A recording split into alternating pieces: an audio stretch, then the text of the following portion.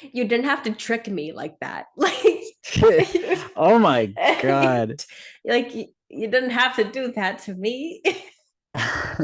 Hey guys, Isabel here. Welcome back to Reeled In. Today is another Dyad discussion with my friend Connor. And today's discussion is on the Tales of the Jedi. Or I guess just Tales of the Jedi. There's no the. I've been saying the. There's no the.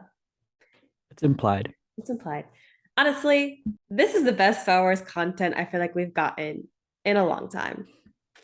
I know. And I don't say that lightly because I pretty much enjoy almost everything we get, to be honest. Yeah. I definitely feel like I've been part of the crowd that's been most impacted, like emotionally by it since the end of the Clone War.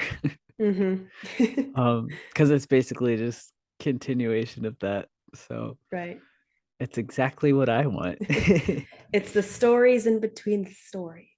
Okay. So a couple of things that I think these six episodes, these six 15-minute episodes did really well was one, all the stories came around full circle, which can be a difficult thing because some short stories, they're just kind of like in the name, short stories that just tell a story that people think are going to be interesting. But this one, it had depth,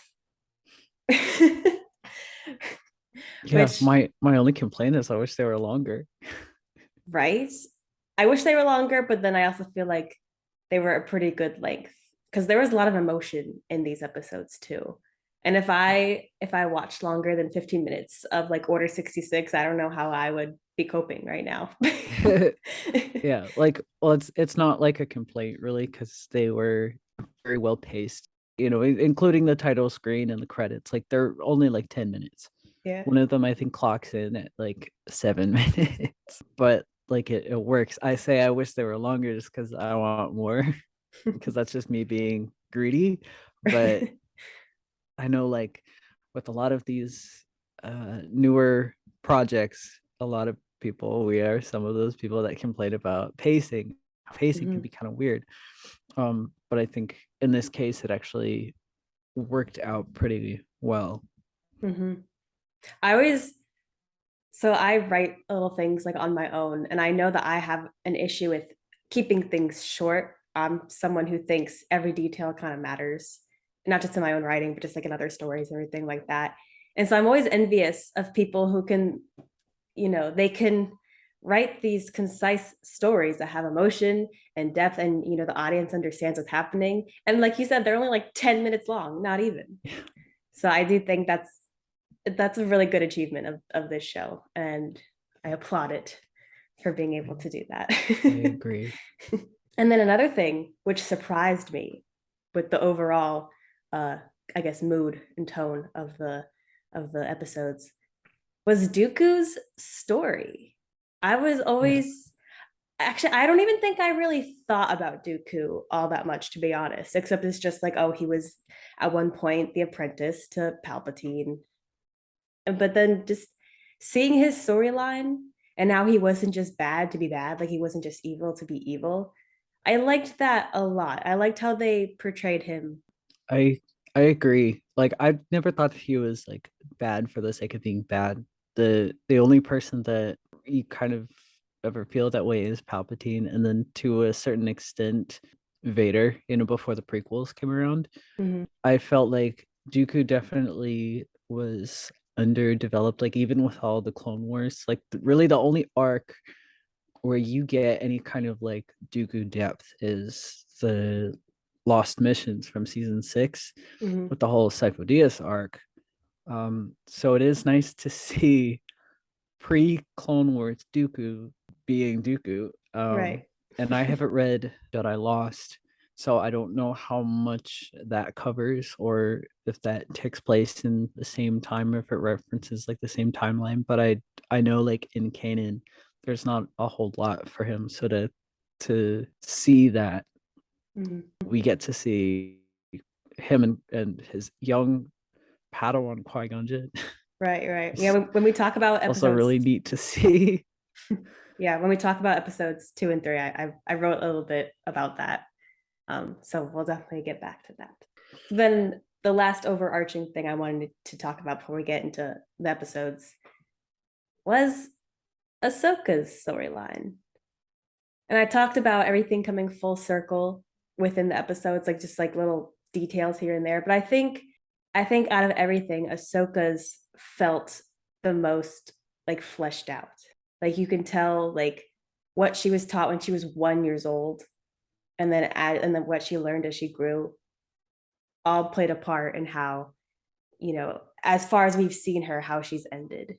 And then we'll probably also continue to play a role in the future projects that we will be seeing her in.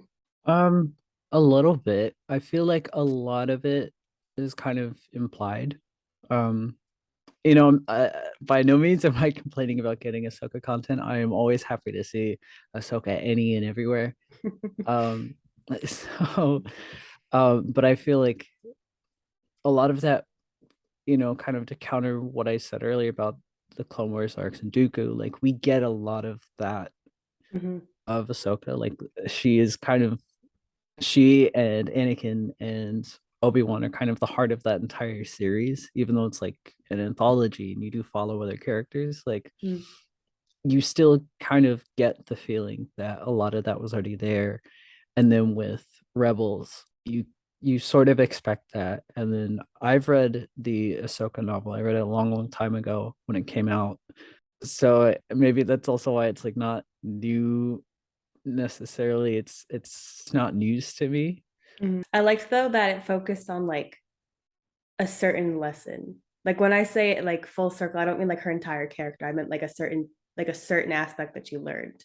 Mm-hmm. So like the whole like And um her survival instinct and yeah, and like savoring life, like not just easily throwing away like someone's life. So speaking of Ahsoka, should we dive in to episode one yeah. with little baby Ahsoka? Little baby Ahsoka. Oh my god. Oh my goodness. That is the cutest baby I've ever seen in my entire life. Quick poll: who's cuter, Grogu or Ahsoka? Ahsoka. You don't even have to finish the question. Ahsoka, her little, Ahsoka, she's for like little sure. dimples. She's so cute. She got a little square head and She's a just little giggles and box. laughs at everything. And She was really cute and had a very good comprehension for a 1 year old. But diving in, what I did, just like starting off, what I liked about this episode, and and also in the newer stuff we're getting from Star Wars, is I love exploring and seeing like the new and different like cultures in Star Wars, yeah. because I feel like for a while a lot of that has just kind of been like stereotyped. So like Yeah. to see it in a way that kind of is a bit more respectful is Yeah. is kind of Yeah. nice. Yeah. It's mostly because George isn't on these anymore. So I Yeah, that's think fair. I think there's another point I'll get to a little bit later. I think Dave and the team are a lot more sensitive to stuff like that. Um, there's always improvements that can be made places, but it's definitely the vibe is definitely a lot different Yeah, than in the actual like Lucas brain. yeah. So I agree. And it's nice to see Shalif for once because you always hear about it. It's Hmm. always like mentioned in like passing, but like you've never seen like Ahsoka's people. Yeah. You never knew beforehand like what her family was like, what her family looked like, Hmm. um, what her village looked like. So it's very Exactly. nice to see the Togruta people in like a different pocket of the galaxy that aren't being objectified as slaves or sex workers. Yeah. Yeah. Also on the planet, all the different flora and fauna. That's I always love seeing that. So it's And the it animation style has progressed so much, like even it since Bad Batch. has. Like you can tell, like even comparing the Bad Batch to this tops it, even if they Hmm. were like in production at the same time, which or consecutively, like it's just I can't speak highly enough of it. I know, like I was seeing like textures, and I was like, we've come a fur long way. fur on Yeah, the deer. I don't know yeah. what it's called, but the I'm just gonna call it the deer. Hmm. Um, like we've never actually seen fur that isn't like big blocky like Big clumps. textures. Yeah, Yeah, yeah. yeah. But also going back to what I was saying earlier, that teaching Ahsoka at such a young age, it's nice to see where Ahsoka learned her core values from. Because Hmm. I know that the Jedi Order takes force sensitive children very young, but I'm assuming between how we see Ahsoka now and when she got taken, there's still probably a couple number of years, like 2 or 3 years, where she's still I like think she with. was 3 when Plo Koon came to the village. Yeah, but I think it Yeah. also is again another like testament to her character, that she still, as she grew up, maintained like her core beliefs that her family taught her, because it's easy, taken for the Jedi Order so young to have those beliefs like completely instilled in you.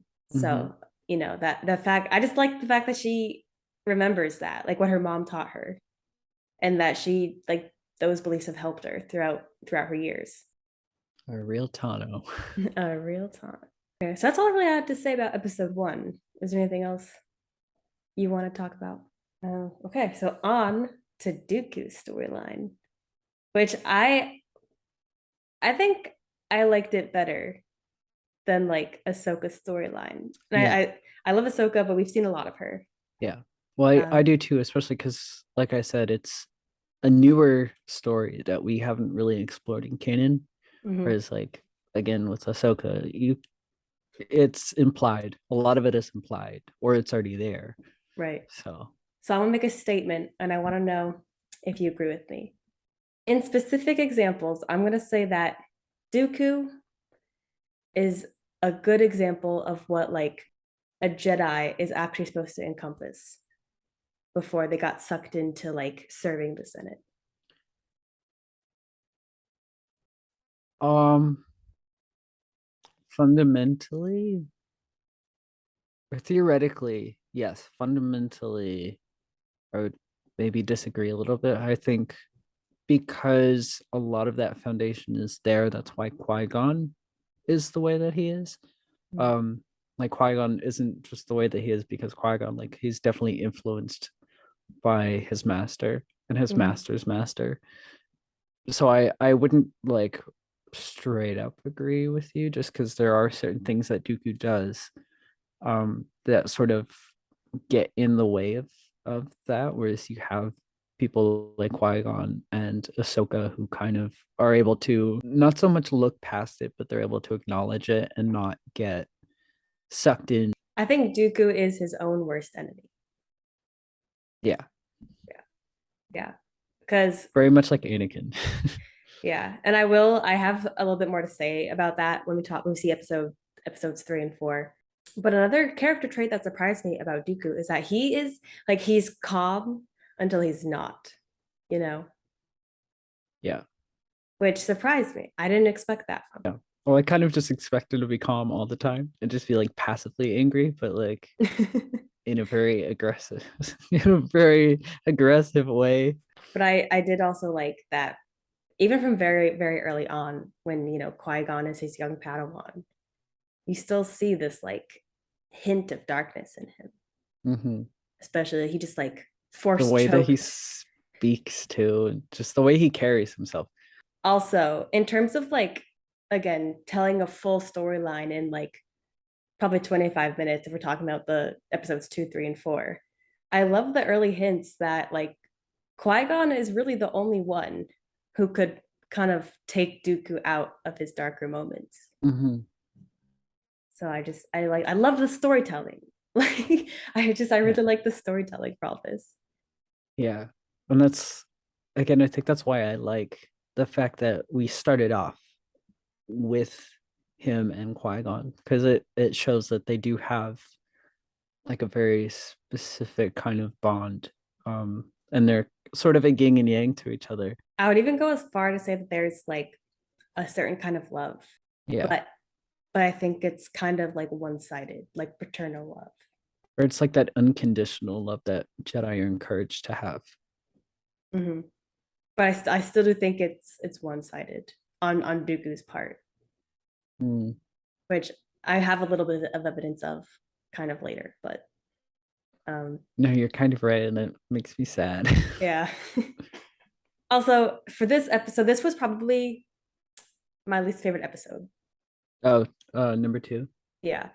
And that's only because the ending seemed just like a little bit unrealistic in that it made me question how much superiority the son have like over his father, and that his father would just change his mind after being like choke held once.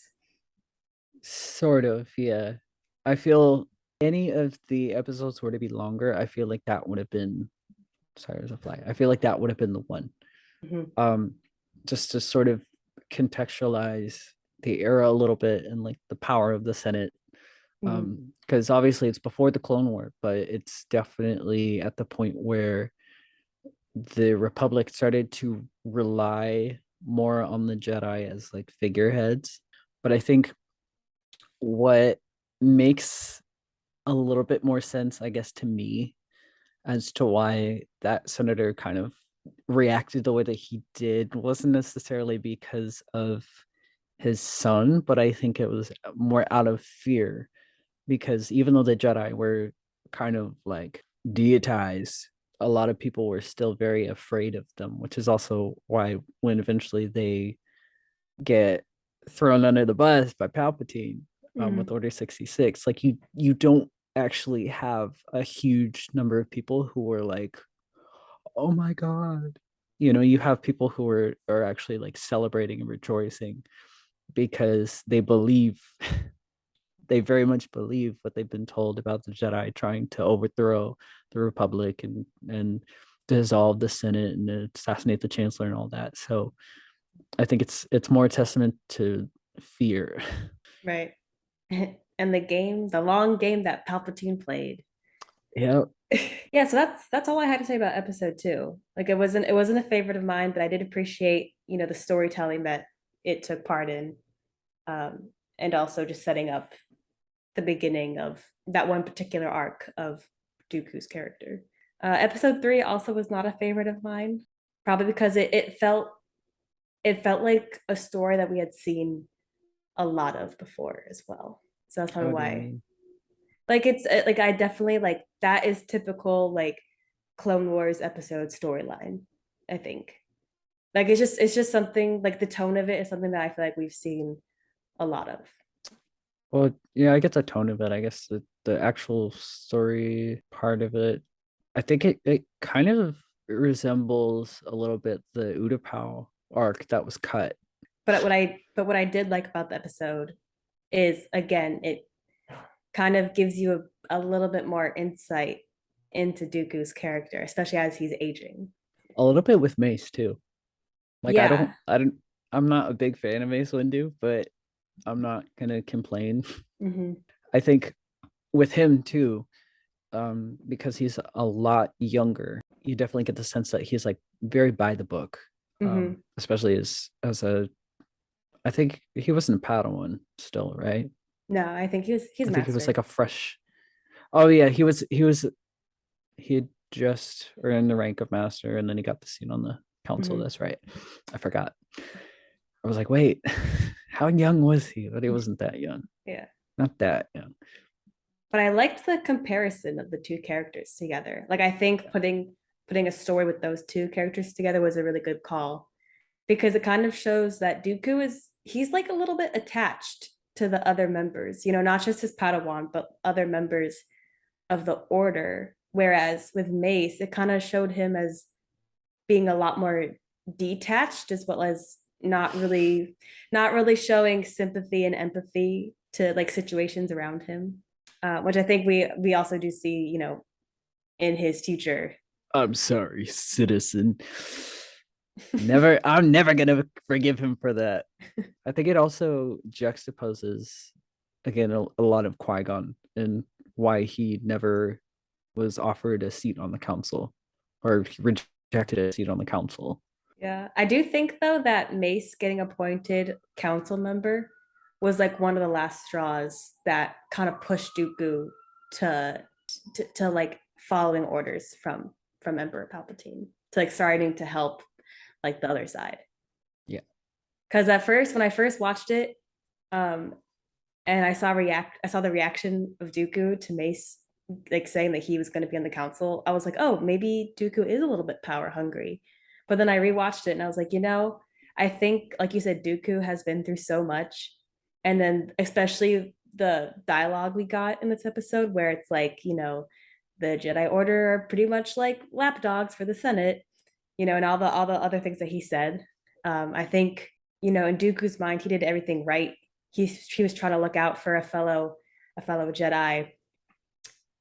And if I remember correctly, I don't think Dooku killed anyone, like directly himself killed anyone in this episode. But No, May, Mace did. but Mace, yeah, but Mace did, and then Mace gets offered the council, and And so I, Mace, the other thing is that like Mace didn't really react mhm, either. So like you see sometimes like they have just like a little moment to themselves where they just like stare at the ground or whatever. They're just like, oh my god. But he just kind of went through. He's like, oh, it's just another day being a Jedi Master, running around the galaxy, solving murders and crossing them in the process. mhm. So Yes, so I do think that was kind of Dooku's final push to be like, all right, I'm tired of this. I'm yeah, gonna find something else. But now on to my favorite episode, the Sith Lord. episode 4. What did you think of Yaddle? I liked her. I, We I need more Yaddle. we do. I feel like obviously we don't know what species Yoda and Yaddle are from. That's kind of a well-known secret.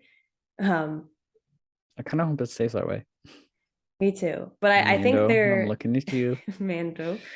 But it's nice. Like I feel like those species are always very like calm and collected, and then I really like that part of their characterization, and always wise too. So Yeah. I Well, think they're yeah, always older. They age very differently, as we know. yeah. So I liked seeing that. I liked seeing that, and also just we'll talk about that when it's the end of the episode because it's such an emotional episode for me. Oh, that one. Yeah, that one had me too. I think that one had me the most, Yeah, like emotionally, like visceral, other than just like cooing over a baby. yeah. I think that's why it's my favorite because there's like so many different emotions pretty much all at once. Mhm. It was difficult, but I got through it. um, I liked seeing. I feel like we didn't necessarily need it, but I liked seeing Sifo Dyas, like deleting Camino from the archives. Like I liked seeing that. It's Yeah. like the other side. Yeah. I think it would have been nice to have had like an episode with Dooku and Sifo Dyas. Hmm. Um I feel like we forgot about him a little bit. Yeah, I think Um we did.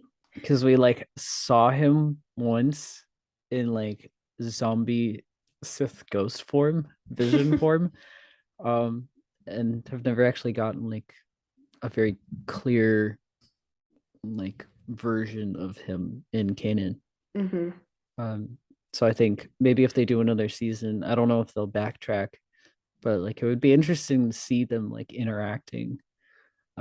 I feel like I'd much rather see that than him going off a murder mystery with Mace Windu. Like I would like to see him like actually like contact the Kaminoans. Mhm. Quickly calling back to what I was talking about in episode 2, the vibe between in this episode, the vibe between Dooku and Qui-Gon reminded me a lot of Anakin and Ahsoka, specifically during that one scene in season 7 where they haven't seen each other for years, and Anakin's very excited to see Ahsoka, and Oh, Ahsoka blows him off. That's the don't do exact that to that me. is the Don't do exact that to feeling me. that I got. and That's that's true though. and that's why I mentioned that I think there is some love between them, but it's kind of one-sided. Qui-Gon is still a little bit more, I think, It's Jedi. almost like an envious kind of Hmm. it's like an envious kind of connection that Jedi are sort of encouraged to have, but to a certain extent. So like I Hmm. know that Anakin's compassion for Ahsoka and vice versa is kind of like looked at very strangely among other Jedi. Yeah, that's a little heartbreaking. And I sort of didn't really think about that too deeply. Because Qui-Gon was a lot less like animated with his old master than I thought he would have been. It Because was it was very also much, implied that it'd been a while since he'd seen him. yeah. So I was like, oof. Also, I for some reason did not think that Dooku was still in the order during the Phantom Menace. I think a lot of people didn't. Okay. Because again, in Kanan, there's not all that much pre-Clone Wars Dooku content.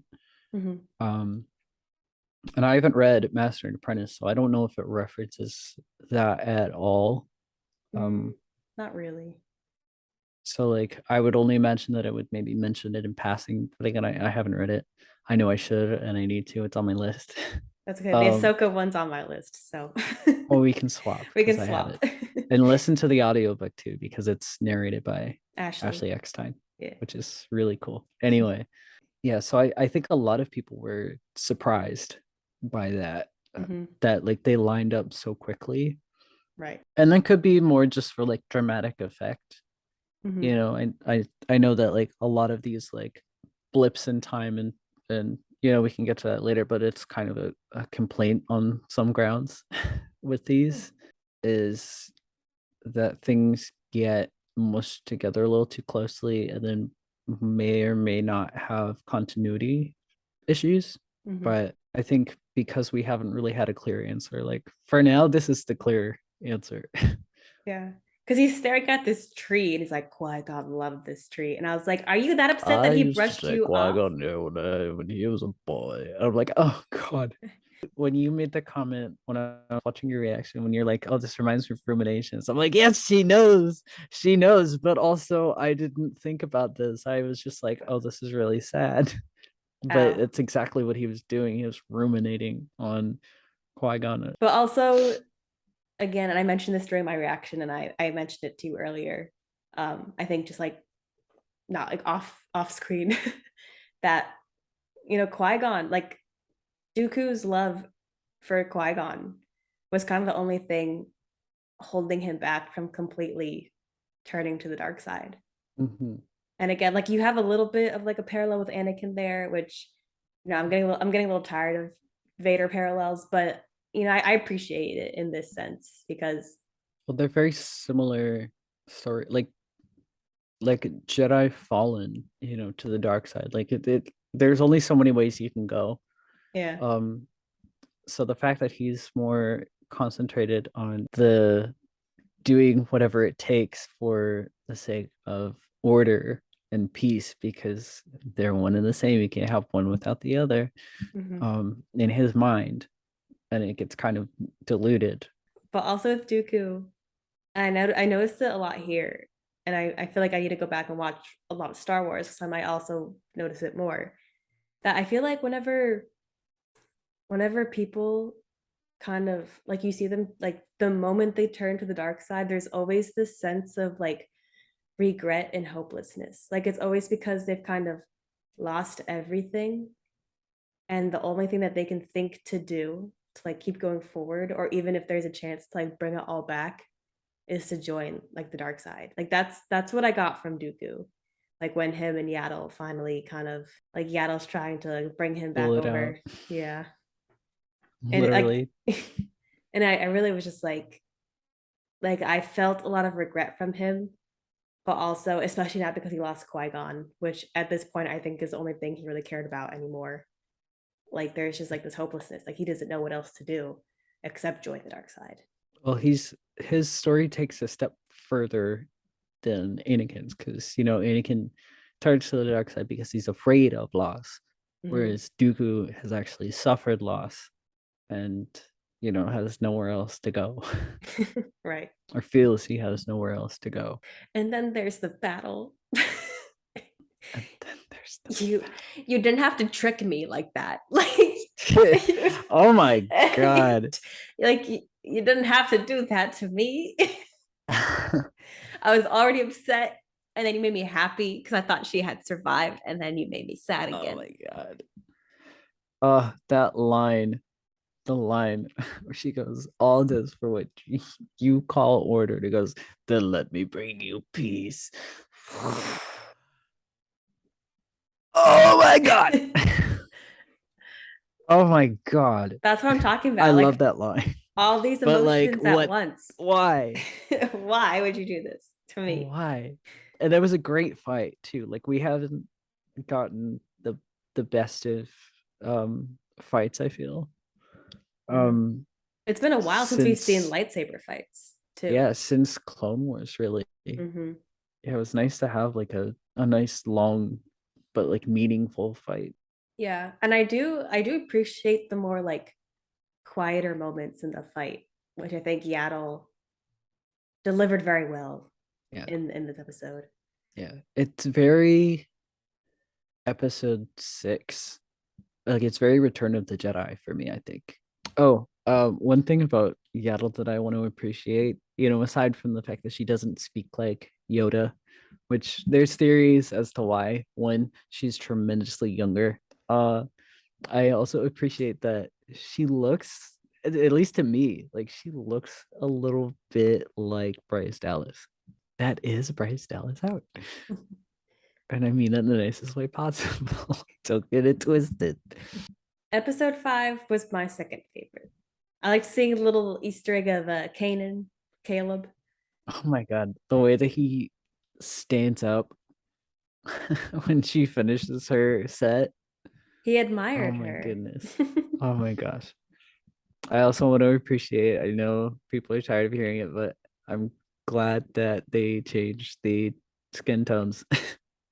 Oh, I yeah. don't think Deppa was that bad in the Bad Batch, but I know in the Bad Batch, a lot of people were not happy Hmm. with the way that Caleb was portrayed. Right. So I like that they fixed that a little bit. And it's the little things. The little things. Sometimes it's the little things. And I think I speak for everyone, by the way, in this episode too, that we got rid of the tube top on 15-year-old Ahsoka. Oh, And yeah. we got the shirt instead. Yeah. So Definitely appreciate remember that. I mentioned earlier how there are a lot of George choices that aren't necessarily the greatest. I think that was one of them because Ahsoka was not supposed to originally, according to Dave, um, and his artwork for her, was not supposed to be in a tube top. She was supposed to have like a sleeveless shirt and like almost like a tutu style sort of dress. I think I speak for everyone. It's like, thanks. Mhm. I don't care if that's a continuity thing. It's fine with me. So I'm going to make a statement and I want your opinion on it. So, in terms, because Anakin in this storyline, he's still kind of young. So, my statement is young Anakin, I think, is significantly more arrogant than like a little bit more grown up Anakin. So, I Yeah. think, yeah. So, I think, yes, I think that he was trying to protect his Padawan. Like, I know he cares for her and he's trying to protect her. But another part of me thinks that Anakin always kind of viewed himself as being the best at everything. And I think he also wanted to be seen as having like the best Padawan. And that's also part of motivation as to why he trained Ahsoka the way he did. Mm, That's what I got the vibe of. I could sort of see that, I guess. I see it more out of his rebelliousness and his kind of disillusion of like Jedi tradition Mm-hmm. because he's so arrogant and because he's so like just like look at the way that he dresses. Like he's one of the only Jedi who dresses the way that he does. Like Mm-hmm. everybody else, has these like beige colored traditional robes or even brown, but like he's got maroon and black. Like so I think it's more a testament to that in my opinion. Mm-hmm. Um and because he's not like Obi-Wan where everything has to be done by the book, he's looking for like alternatives. And I do think that he does expect a lot more out of Ahsoka, not necessarily because of how he was treated or trained, but I think it's just kind of who he is. but it was coming out of a place of sincerity and out of hopes that they could just be like the best version of themselves. Okay. I could tell you disagree. I get where you're coming from, but I think, Agree to disagree. yeah, I think as he got older, you're probably right. But I think at that point in time, I think he's still a little bit like he wants everything he has to be the best. And I do think it comes from a place of like, like, I guess, care in a way. But at least I think his younger self definitely was like, I lead the best team. I have the best Padawan. I am the best. But that's just my opinion. And people can have other ones, which is fine. But there's probably a level of truth to both of those. But in the end, it saved her life. So, Yeah. Yep. I like how there's plenty of callbacks to Siege of Mandalore specifically. I don't see enough people talking about the Jedi who knew too much. That the Lost Child arc. Because like she escaped the clones. She yeah. escaped the clones into the underworld of Coruscant, Mm-hmm. at that same age, doing those same moves. So like that scene is pretty long. Like it takes them a while to catch up to her. Bless Sorry. you. And for them to think of different ways to literally knock her off her feet. Mm-hmm. But also calling back to what I said overall about the full circle of these stories, especially when it ends on Order 66. What is up with them? Keep using Order, like, have we not been in pain enough? Drink every time. You see Every time Order there's an Order 66. 66 flashback. But I liked how it's like her core values that she started off with about valuing every life, and then what Anakin has taught her throughout the years. That's what enabled her to kind of spare all these clones' lives. And I think she's kind of the only. I know she wasn't exactly a Jedi at this point, but she's like the only Jedi that I think did not kill them, or one of them. Well, I sort of get where like Dave Filoni is coming from. When he says like when she says I'm not a Jedi, take that with a grain of salt. That's kind of in her mind, but Mm-hmm. in the reality of it, she is like the embodiment of the light side of the force and Right. is exactly what a Jedi should be, which is also why I think I end up idolizing that character so much. Because Mm-hmm. like even though her perspective, like she's not worthy or gets frustrated with the way that things are run and institutionalized, Mm-hmm. like she's still doing the right thing. Well, speaking of 66, let's just jump right on into episode 6 with Padme's funeral. These last 3 episodes were just pain and suffering. I was like, thank you for this. Appreciated that. Yeah.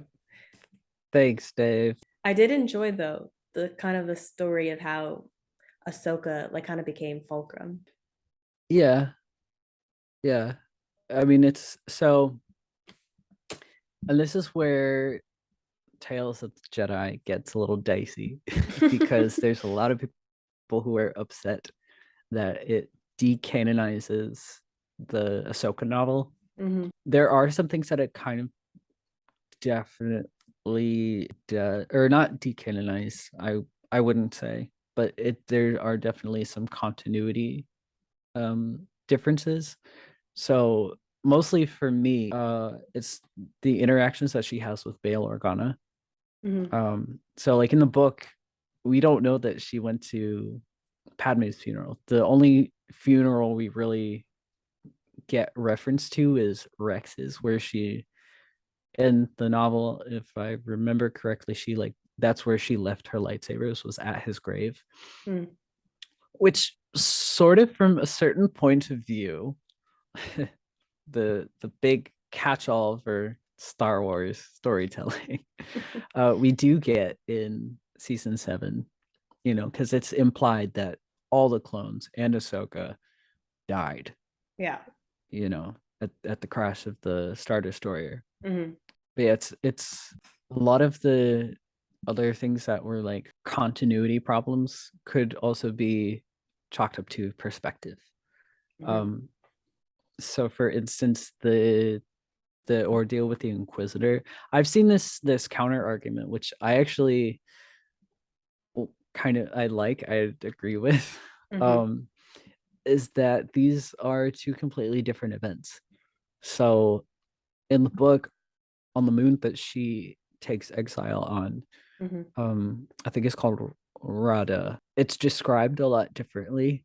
My brain kind of the two characters in the episode are not named. Hmm. Um, but they're also characterized and described very differently in the novel. And they have a lot more pivotal moments in the story itself and then with Ahsoka. Hmm. Um, and the Inquisitor, also gets named. So there's an argument that like this is a completely different event. Like this is a good while after she encounters the sixth brother, because that fight is also very different. Yeah, it was like five um seconds. I was a little surprised. yeah, it's a bit longer of a fight, and then she takes him down a lot differently. She ends up using the force and blowing up his lightsaber in his face, basically. And then we get to see her take the crystals and purify them, Hmm. which eventually become, her lightsabers. And I definitely believe that they're like different events too, because of how fast it is. Like it shows that she's come up, she's fought several lightsaber wielders and force wielders in the Hmm. past, but like the Inquisitors are very different. Right. So it's kind of shows that like she's gone toe to toe with at least one other one. Yeah, because I was So wondering. I was like, they did not name any names in this no, episode. no. The only named reference that they make is her code name is Ashla, Hmm.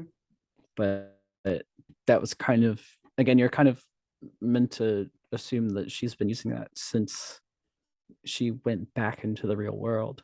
Hmm. Okay, so like this whole episode was kind of like from the book essentially, because I know you said that It, you it thought there were some differences in the book, but I wasn't sure if you were talking about the whole episode or just like certain parts of the episode. well, most of the episode.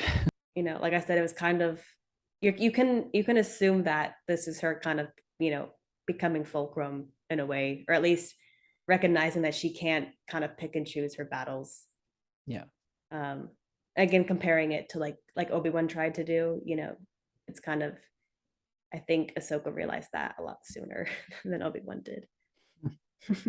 Another thing I wanted to mention about the book and continuity, even though the Ahsoka novel is told in third person, right? Like it's kind of third person limited, and so you're still following Ahsoka's perspective. Hmm. So there's always been the argument of, is Ahsoka at this point in her life or at all a reliable narrator? Because like if you think about it, she went through so much all at once, and just like psychologically, you're gonna get things jumbled up. Interesting. I have to read it. Yeah, it's it's it's it's still pretty good. yeah, it's been on my list for a while. I just need time to do it. Yeah, that's all I kind of got for all 6 episodes. Unless you have like predictions or hopes for another season. I don't know if they would do another season. I've heard people say that they would like another version of Tales of the Jedi, but this time with kind of like lesser known Jedi, which I wouldn't mind. But then I also, to play devil's advocate, you kind of have to hold the audience's attention.